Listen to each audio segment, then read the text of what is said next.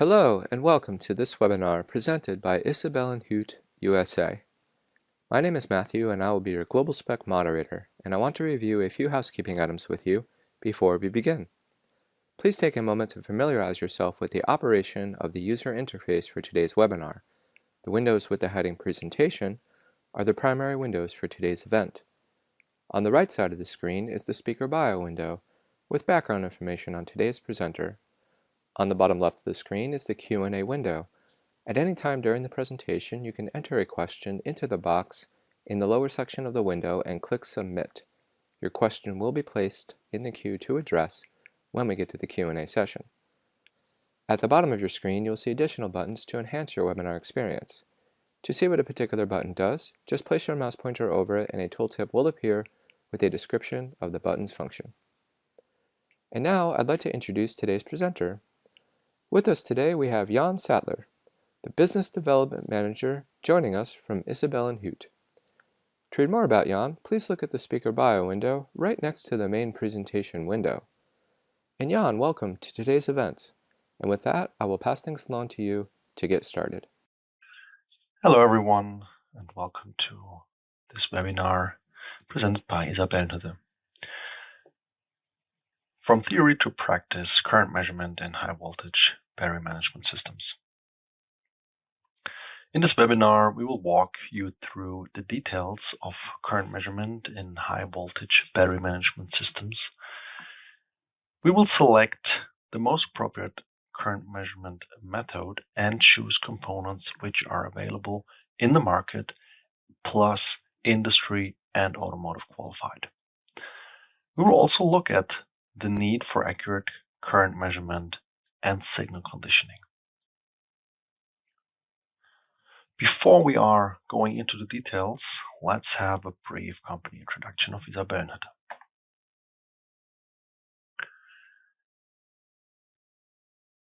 We are headquartered in Germany, in the state Hesse, which is in the middle of Germany, and the town we are located is Dillenburg, which is roughly between Cologne and Frankfurt. In 2023, we had 1,100 employees and a group sales of 224 million euros. We invested 16 million back into our business. Our global presence is in the US in Boston area, Massachusetts, in China, Shanghai, and in Japan and Tokyo. Isabel and Hoot is a family-owned company first mentioned in documents in 1482 as a copper smelter. The company is the oldest in Hesse, one of the oldest in Germany, and even one of the oldest companies in Europe. It is family-owned since 1827 and currently run by the 9th generation of the Häusler family. With 500 years of experience in the melting of copper and nickel-based alloys, we gain very deep knowledge of the alloys that we are producing. The alloys are in-house developed and still offer best-in-class resistance and thermoelectric properties. Isabel and Hoot comes with a very unique deep vertical integration, as we can see by looking at our business unit structure. In the first business unit, Precision Alloys, the copper and nickel-based alloys are produced. In the second business unit, Precision and Power Resistors, the alloys are higher integrated to make SMD, THD, and busbar shunts. In the third business unit, Precision Measurement, the shunts are higher integrated by adding active electronics to the shunts to create smart digital current sense modules. Let's start into our BMS current sensing use case. High voltage batteries, for example, for energy storage systems or electric vehicles, can fail for many reasons. Mechanical stress or damage due to an accident can puncture the battery pack or damage individual cells. Electrical stress, such as overcharging, can also lead to safety issues and reduce the overall battery lifespan. The battery management system, BMS, is responsible for ensuring the safe operation of the battery, detecting failures or potentially dangerous situations extremely quick to activate safety measures.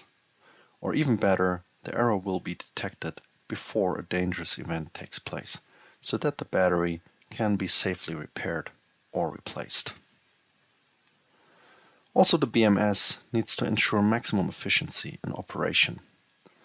This is reflected in the battery's lifespan and the effectively usable capacity, known as the net capacity.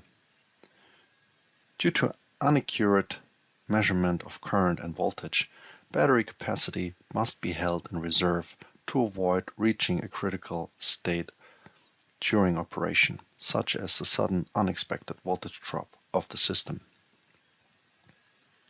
This leads to differences between the gross and net capacity of the battery, results in high costs, because the capacity actually available for performance is significantly lower than the total capacity of the complete battery pack. By improving the accuracy of current and voltage measurement, the safety margin can be reduced and the gap between gross and net capacity will shrink.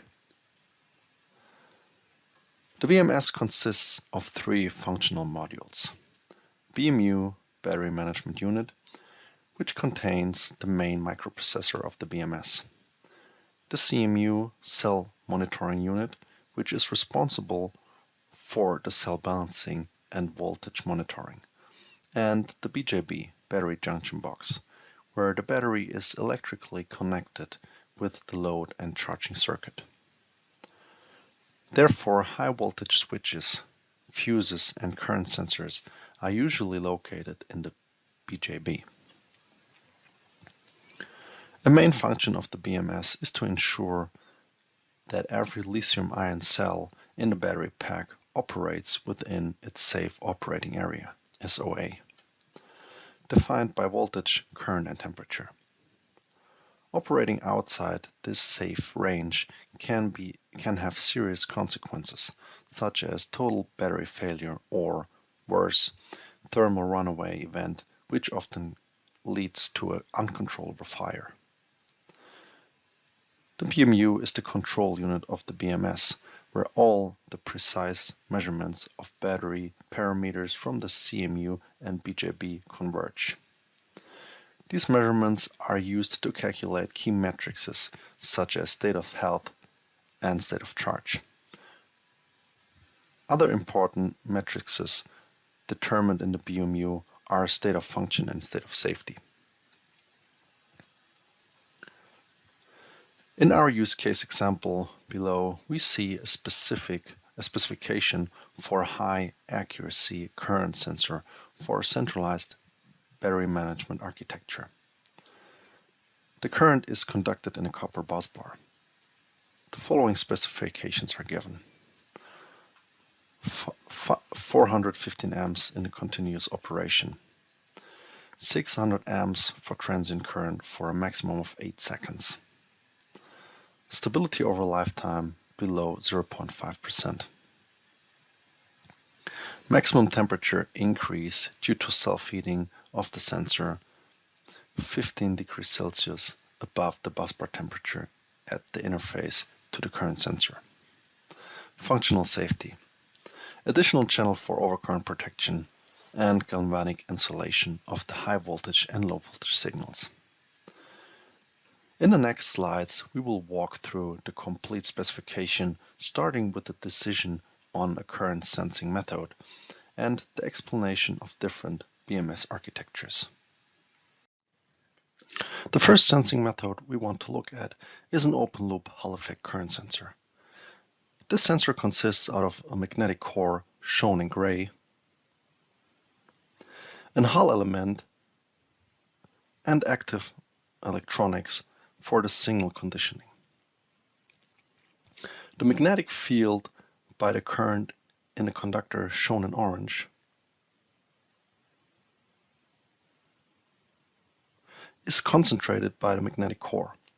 This core enhances the field strength and lets the Hall element, which is placed within the core and perpendicular to the current flow, detect the magnetic field and generate a Hall voltage. which is proportional to the current flowing through the orange conductor. The signal is conditioned by an operational amplifier and an ADC and then fed into the sensor ASIC to calculate the current and provide the data output. The pros for this sensing methods are the cost effectiveness. The cons are sensitivity to external magnetic fields, saturation of magnetic core, which is limiting the dynamic measurement range, limited accuracy compared to other sensing methods, and high size and weight due to the large magnetic core. In a closed-loop configuration, the Hall voltage is used to drive a compensation current through a secondary coil wound around the magnetic core. You can see it here in blue. The secondary coil generates a counteracting magnetic field that opposes and cancels out the magnetic field produced by the primary current. The compensation current required to nullify the magnetic field is proportional to the primary current. This current can be measured here over a shunt resistor and then being amplified again and analog digital converted and feed into the sensor ASIC where the calculation takes place. Again, the data will be outputted. The pro is a very high dynamic range in this configuration since the saturation of the coil will not take place due to the cancellation of that or by that secondary winding here. Also, the accuracy is improved due to that configuration. The con that we see with this closed-loop Hall effect current sensor is, again, the sensitivity to external magnetic fields. Additionally, it's more costly compared to the open-loop configuration because you need a shunt resistor plus additional amplifiers and additional electric components. Again, the size and the high weight of the magnetic core and additional electrical components are a bigger con as well. The next sensing method we want to look at is called the current transformer. A current transformer measures alternating current by producing a reduced current proportional to the current in its primary circuit. It operates on the principle of electromagnetic induction, where a lower current is induced into the secondary coil wound around the magnetic core. Again, the orange bar is representing the primary circuit where the primary current is flowing. The gray coil is the magnetic core, and the orange coil represents the secondary winding where the secondary current is introduced by a magnetic field in the magnetic core.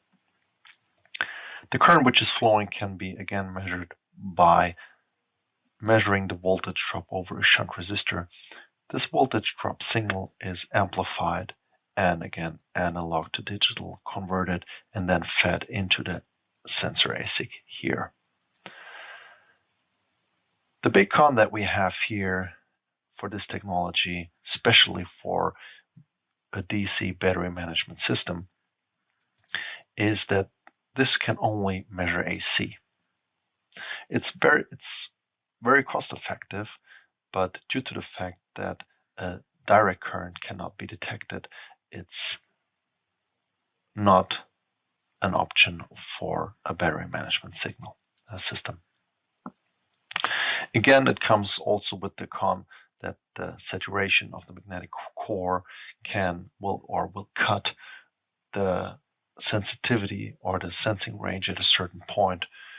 Again, a high size and weight is present because of the magnetic core, and only AC current can be seen.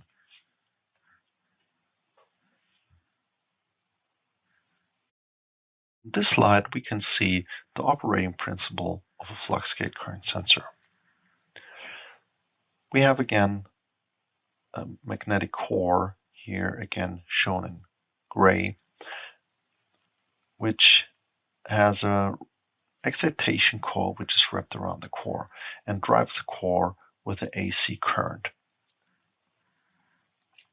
This sign, which induces a non-linear magnetic field here in the core, adds to the magnetic field which is induced by the main current flowing through the main circuit here in the orange bar.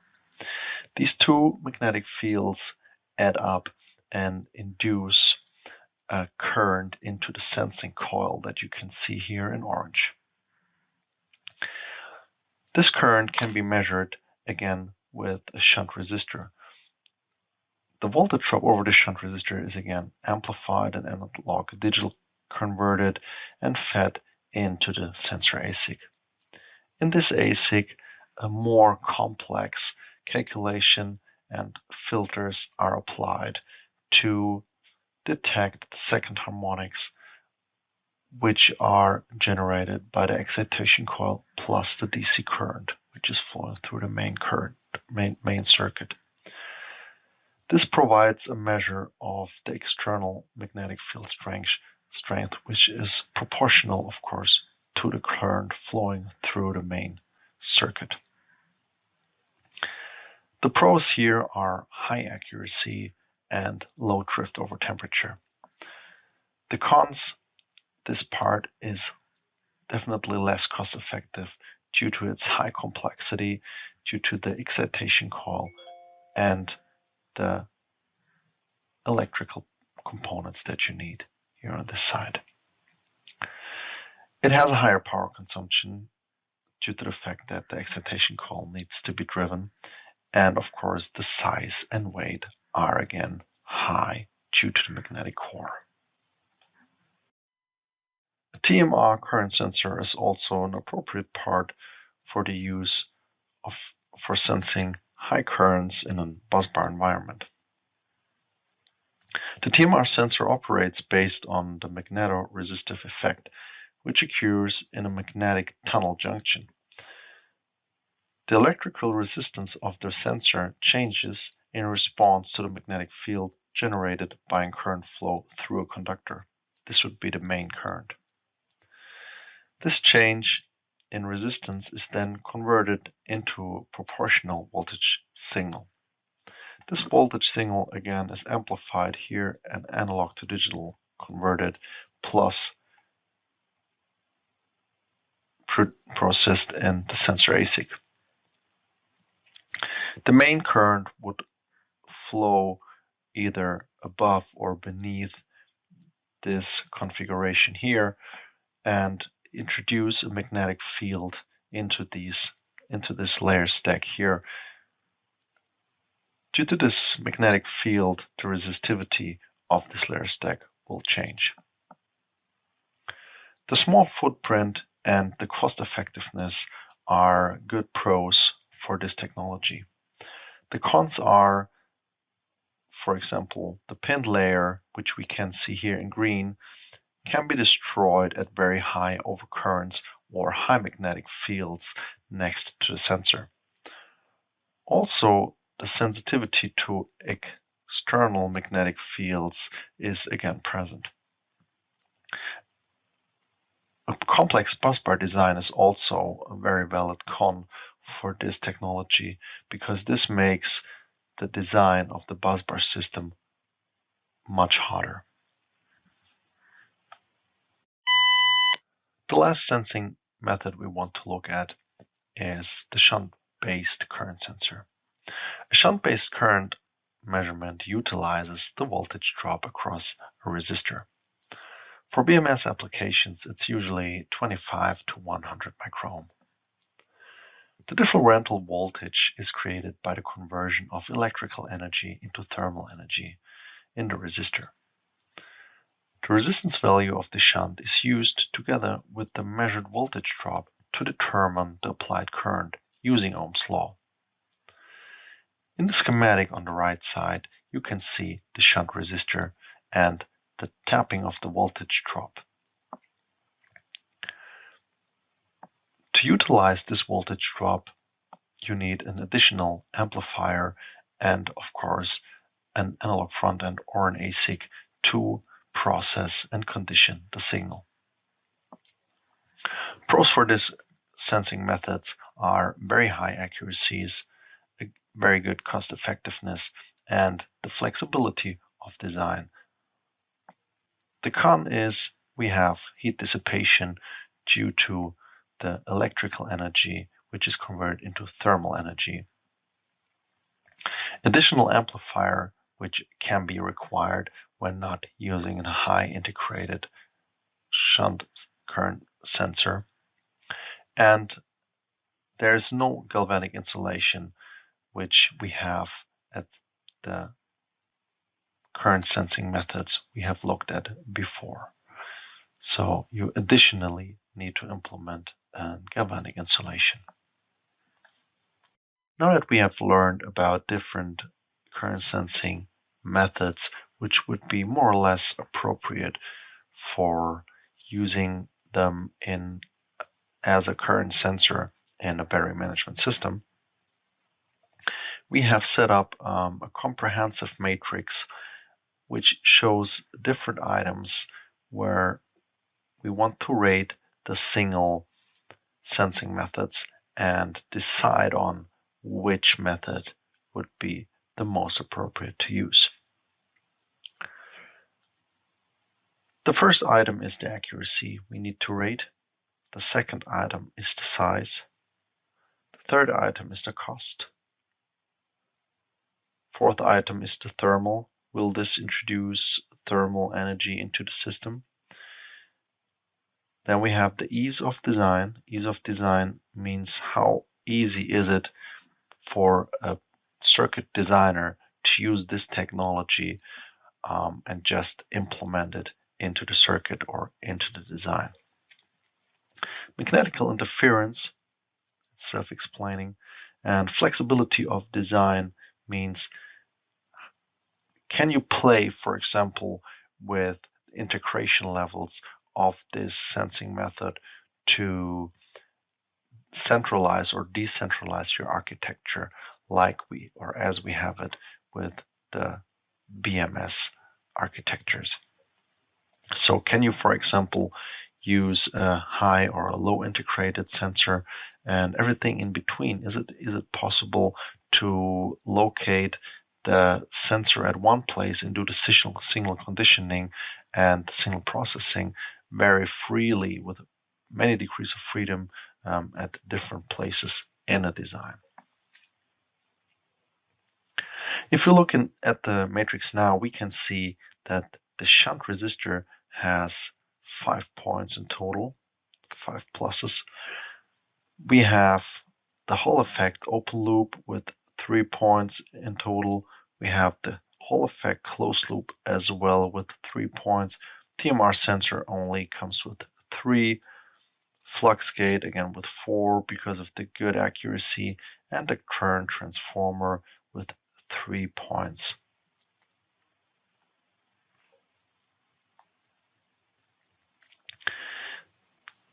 That means we will go ahead with the shunt resistor. In the specification of the use case, a centralized BMS architecture is requested.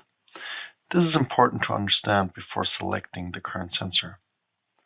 Choosing the wrong sensor for the designed architecture will increase cost due to unnecessary redundancy of components.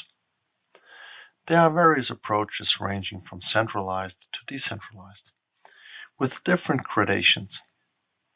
A decentralized solution would use a current sensor and voltage sensor that performs signal processing directly within the sensor, meaning a sensor with a microprocessor. A centralized solution, on the other hand, uses a current sensor where signal processing is done centrally in the BMU. A sensor for an architecture between centralized and decentralized would, for example, handle signal conditioning but not signal processing.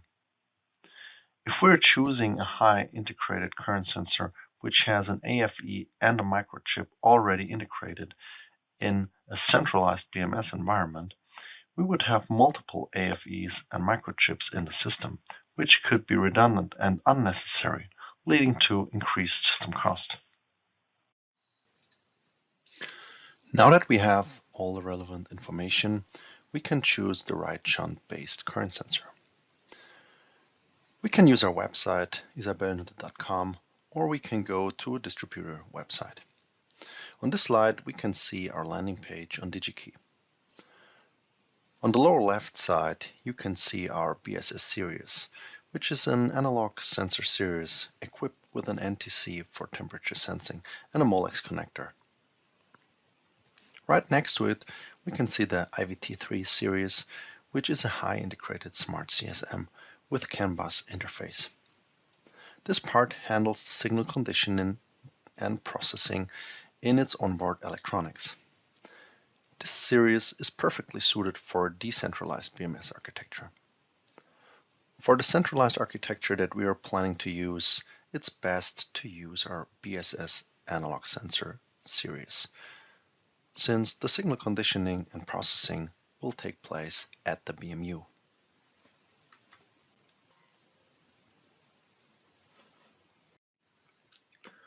With the selection of the BSS, we have fulfilled our first specification item. We have selected a current sensing method, which is perfectly suited for the specified BMS architecture, as well as a component family, which seems to be well suited for this use case. By clicking on the BSS series on the DigiKey landing page, we will be directed to a more detailed description of this series. To choose the right component, we can jump into the datasheet by clicking on this PDF icon. In the datasheet, we can see that currently there are two resistance values available. A part with 100 microohm and a part with 50 microohm resistance. In the technical data section, we can find the power rating of the parts.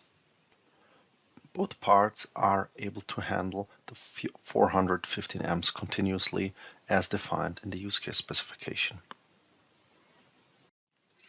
With this, we can now also tick mark the 415 amps continuously specification.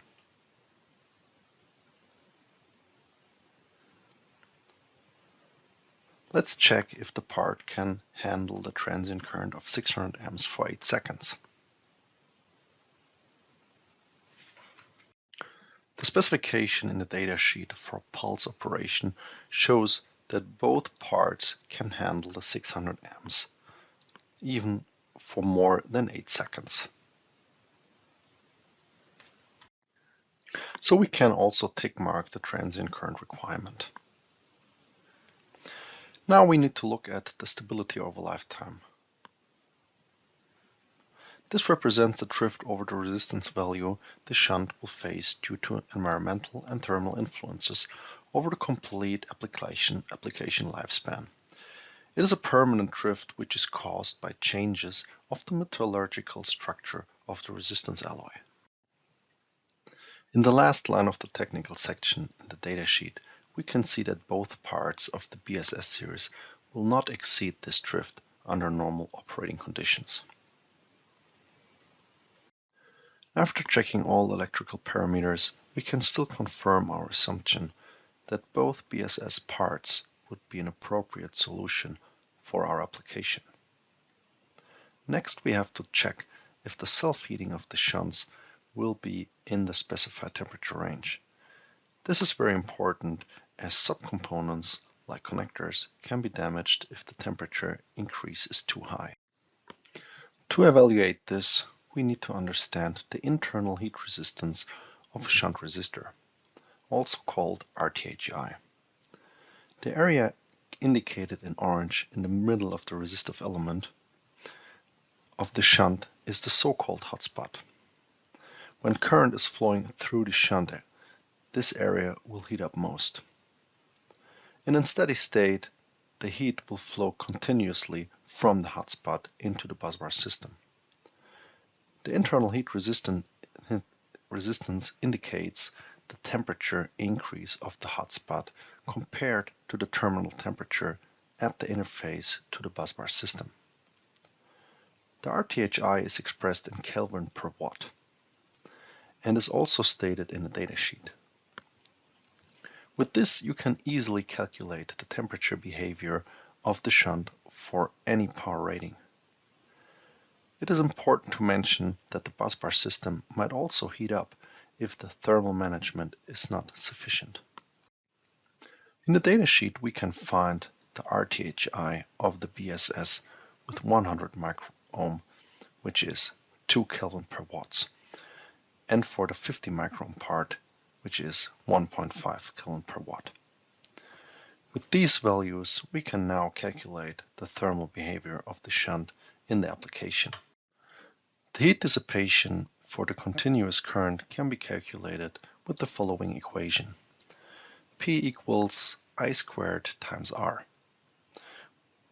with I equals current flowing through the shunt resistor, which is in our case a continuous current of 415 amps, and R is resistance of the shunt resistor, either 50 microohm for the 50 microohm version of the BSS or 100 microohm for the 100 microohm version. Let's calculate the heat dissipation for the 100 microohm part.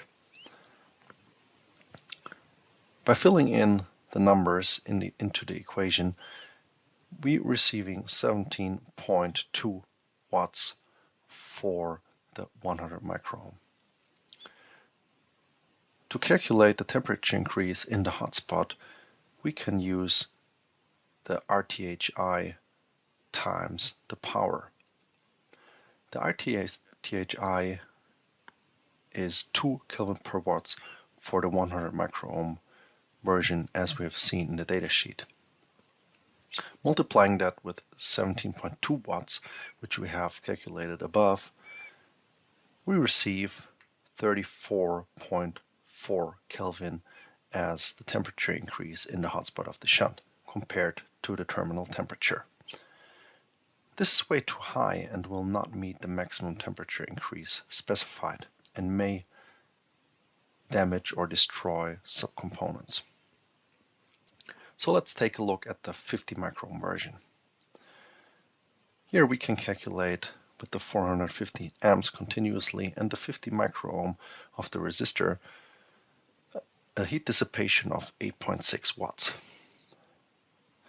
To calculate the temperature increase, we again use the RTHI multiplied by the heat dissipation, by the power dissipation. Multiplying the 1.5 Kelvin per watts from the RTHI of the 50 microohm resistor with 8.6 watts as we have calculated above, we receive 12.9 Kelvin to be the temperature increase in the hotspot compared to the terminal. The 12.9 Kelvin equals a temperature increase of 12.9 Kelvin. This fits very well into the temperature requirement of this use case. This calculation shows that the BSS with 50 microohm is the part we can go further with. So let's also tick mark this part of the specification. The next item we have to look at are the functional safety requirements. Let's start with the overcurrent protection with galvanic isolation. By looking into the datasheet, we can see that the BSS offers two separate sensing channels, R1 and R2.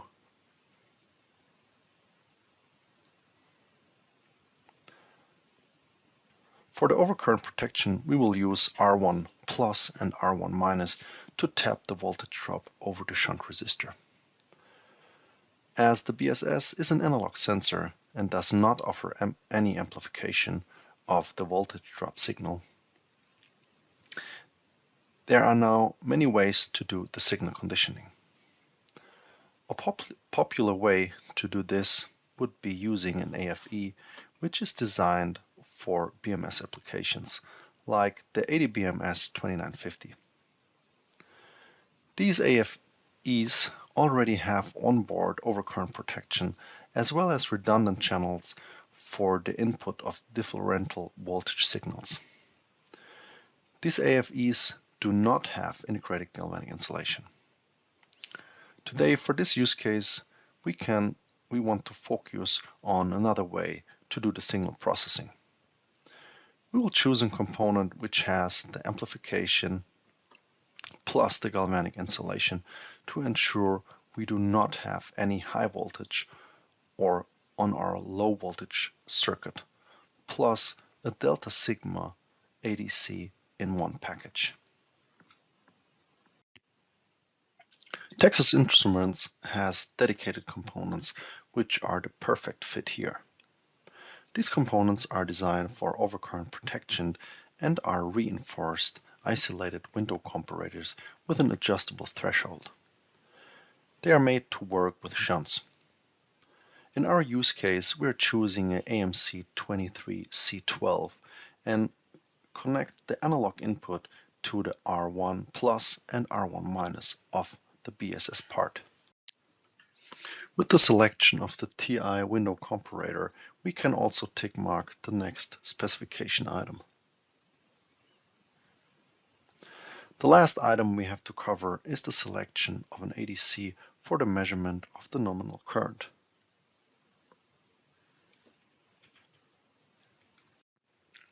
To select the correct ADC, the voltage drop for the specified current need to be calculated by using Ohm's law.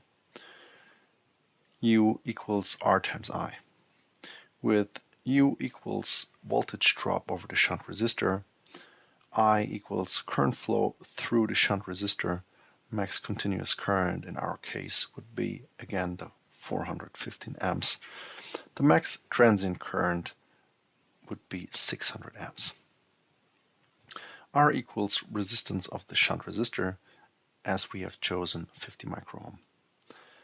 Maximum voltage drop for continuous current can now be calculated with U continuously equals 50 microohms times 415 amps, which gives us 20.75 millivolts or 0.02075 volts. The maximum voltage drop that we will see with our transient current would be U trans equals 50 microohms times 600 amps equals 30 microvolt or 0.03 volt. Having the maximum voltage drop, we can now select an appropriate isolated ADC. To see all the variants available from Texas Instruments, we can go to their website and browse to the isolated ADC overview, which would be isolated ADCs/overview. To make the design as easy as possible, we will choose the single supply version. That means the supply voltage only comes from the low voltage side of our circuit, and we don't have to care about also supplying the high voltage side of the isolated part. The AMC 3306 M05 is specified with a max analog input voltage from the shunt with plus minus 50 microvolt. This will fit perfectly in our system as we have calculated on the last slide. If we would have a higher differential voltage coming from the shunt, we would have to choose, for example, the AMC 3306 M25 with an input voltage of plus minus 250 microvolts. As we have already noticed, the BSS series comes with two sensing channels. For the measurement of the nominal current, we are connecting the AMC 3306 M05 analog input to the R2 plus and R2 minus pins of the BSS part. This slide shows the block diagram of the AMC 3306 M05. As we can see, the differential voltage of the shunt on the left side need to be connected to the pins in P and in N for in positive and in negative. The signals then are isolated and delta sigma modulated. The digital output, the out, is a so-called bit stream, which will be further processed in the MCU. In our case, the MCU will be the battery management unit. To reduce noise generated by the delta sigma modulation and achieve highest accuracy, the signal needs to be further processed in the MCU, applying a Sync-3 low-pass filter with an OSR of 256. The exact implementation can be looked up in the datasheet of the TI part, and also further application notes are available. Now we want to look at the output of the delta sigma ADC and how we have to interpret the digital signals at the output. A differential input signal from the shunt of 0 volt ideally produces a stream of ones and zeros that are high 50% of the time. A differential input of 50 millivolts produces a stream of ones and zeros that are high 89.06% of the time. With 16 bits of resolution, that percentage ideally corresponds to 58,368 high signals within the 65,536 clock cycles of the 16-bit. A differential input of minus 50 millivolts produces a stream of ones and zeros that are high only 10.94% of the time, and ideally results in 7,168 high signals within the 16-bit. These input voltages are also the specified linear range of the AMC 3306 MO5. If the input voltage value exceeds this range, the output of the modulator shows nonlinear behavior as the quantization noise increases. The output of the modulator clips with a constant stream of zeros with an input less than or equal to minus 64 millivolts, or with a constant stream of ones with an input greater than or equal to plus 64 millivolt. In this case, however, the AMC 3306 MO5 generates a single high if the input is at negative full scale, or a zero if the input is at positive full scale, every 128 clock cycles to indicate proper device function. Now let's calculate an example modulator output. According to Ohm's law, U equals R times I, a constant current of 415 amps will create a voltage drop at the 50 microohm shunt of 20.75 millivolts. The density of high signals at the modulator output can now be calculated. Rho high equals V in plus V clipping divided by 2 times V clipping, with rho being the density of high signals within the 16-bit resolution. V clipping is a component-specific value. For the AMC 3306 MO5, it is plus minus 64 millivolts. This can be looked up in the datasheet. Vin is the analog input voltage, the voltage drop over the shunt resistor. In our example, 20.75 millivolts for the 415 amps. Now let's look at the equation. Filling in these numbers gives a value of 0.662. Multiplying by 100 will give us 66.2% of high signals at the modulator output for a constant current of 415 amps. Next, we're calculating from the other direction. We see a modulator output and want to calculate the corresponding current. We estimate the output with a density of highs of 0.662. With the following equation, we can calculate the voltage drop over the shunt, and with this, we can use Ohm's law to calculate the current. The equation is Vin equals Vclipping times 2 times row high minus 1, with row high 0.662. Vclipping is again the plus minus 64 millivolts for the AMC 3306 M05. Let's use the numbers in the equation. We can see that we get an analog output of 20.75 millivolts or 20,750 microvolts. Using Ohm's law now, we can calculate the current. I equals U divided by R. Using the 20,750 microvolts divided by 50 microvolts of the resistor, we receive a current of 415 amps. This is how the MCU would do the calculation, converting the bit stream into a current.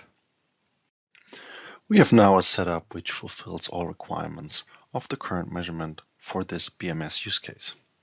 Let's summarize. The most appropriate current sensing method for BMS applications is a shunt-based current sensing.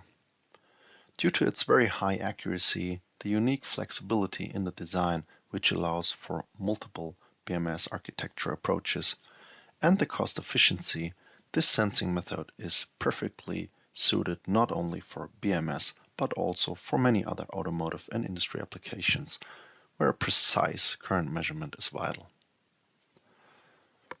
After evaluating this sensing method, we have chosen the BSS family from Isabellenhütte, since it fits perfectly into the centralized architecture of our BMS use case.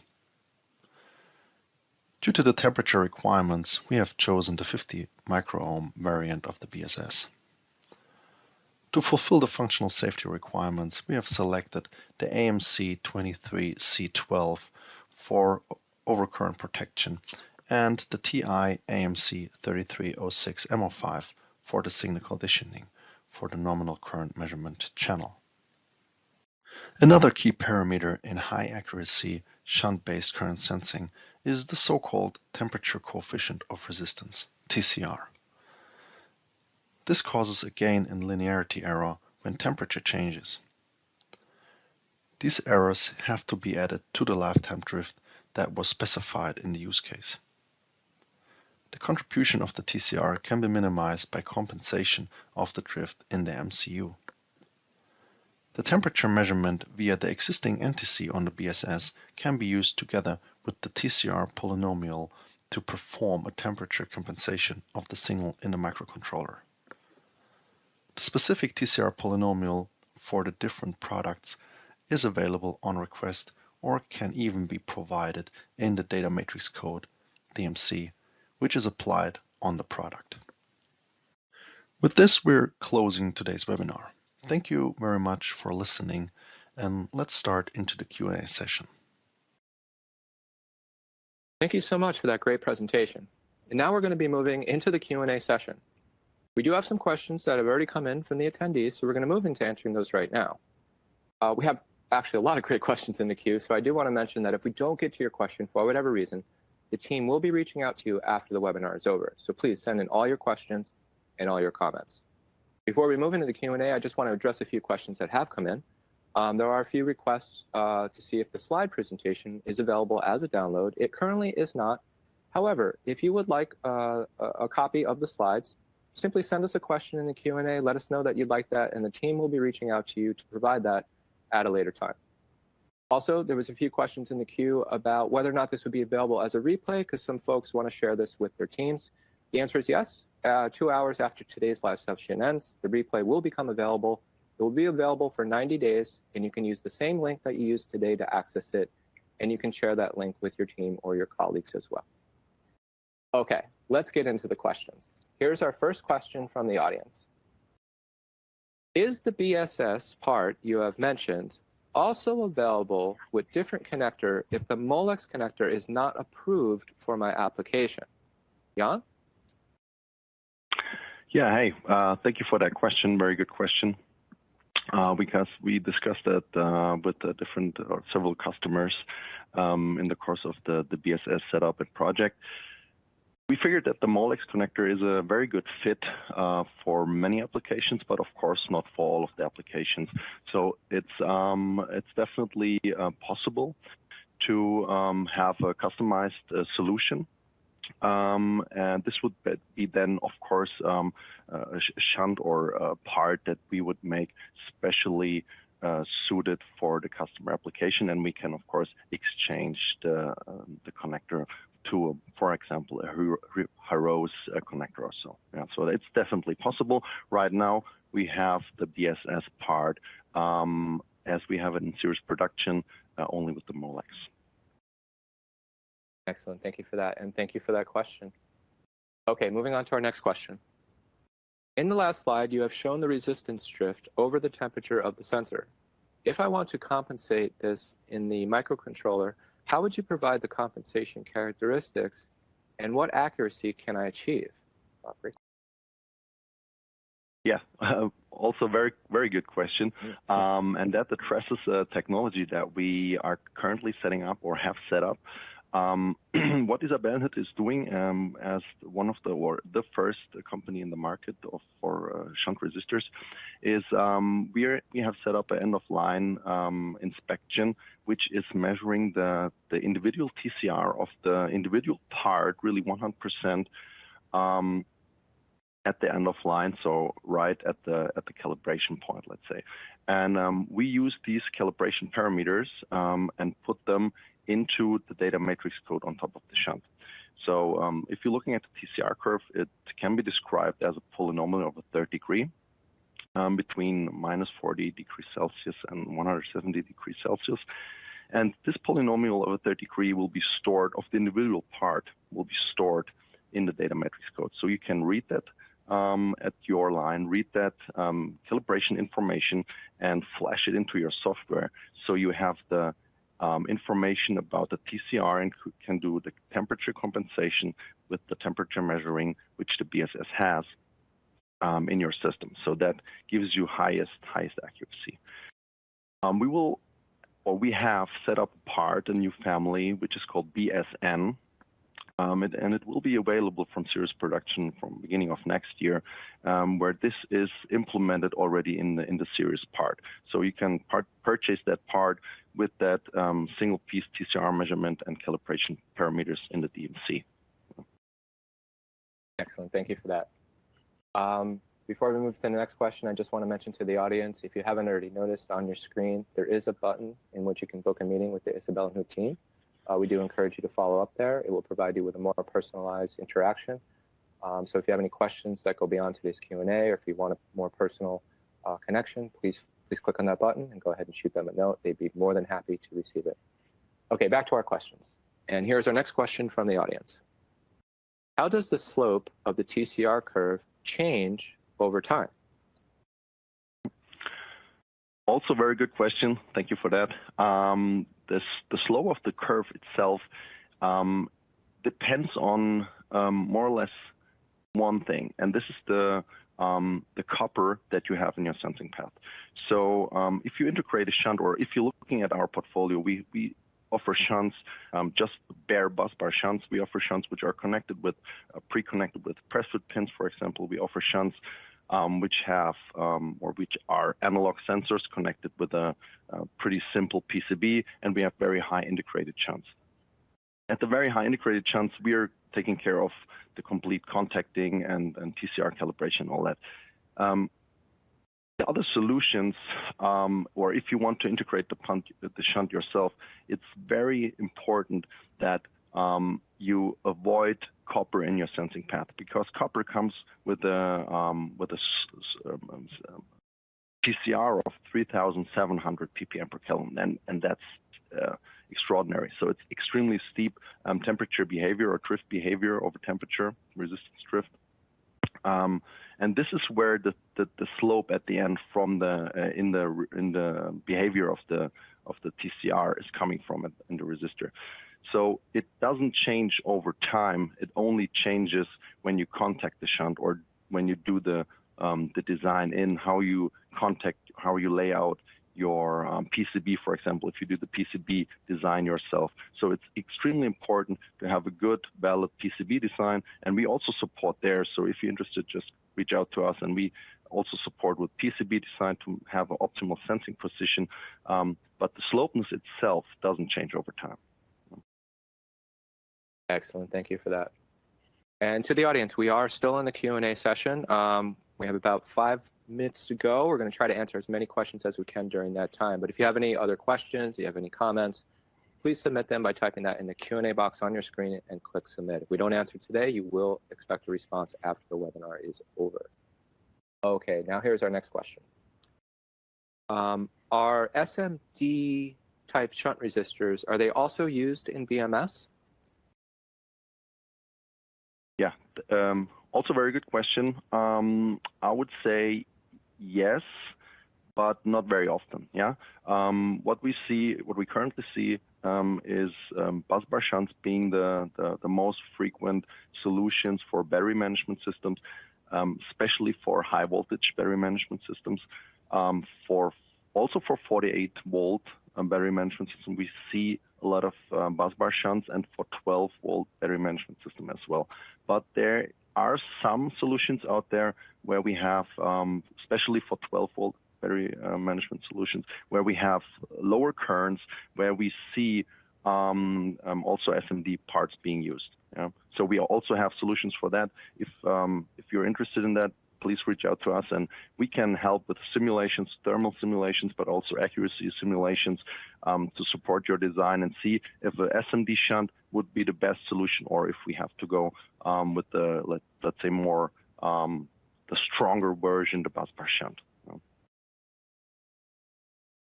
Thank you for that. Okay, moving on to our next question. Here it is. In the example, a shunt resistor for current sensing was chosen over a closed-loop Hall sensor. Is this really the preferred solution in most battery management systems? Mm-hmm. I would say yes. So we have a very broad overview because we're talking with customers all over the world, and we have a extreme broad overview over battery management solutions out there in different regions, so Asia, Europe, and US, and let's say the biggest regions where industrial and automotive solutions are being designed and produced. And we definitely see the trend to busbar shunts, and most systems are already using busbar shunts. For some applications, where you don't need to have, or where accuracy doesn't play a very crucial role, or plus you have, let's say, problems with your thermal management, then, for example, a closed-loop Hall sensor configuration can also be beneficial. So there are some for BMS, some applications where you can look at that, but most really use the shunt because of the accuracy requirements. Thank you. We are getting close to time, audience, so if you have any last questions or comments, now would be a good time to send them in. And as mentioned, if we didn't get to your question, which we really do appreciate, you will expect a response from the team after the webinar is over. For now, it looks like we're going to take one more question. And here it is. Is it possible to archive an ASIL rating with this solution?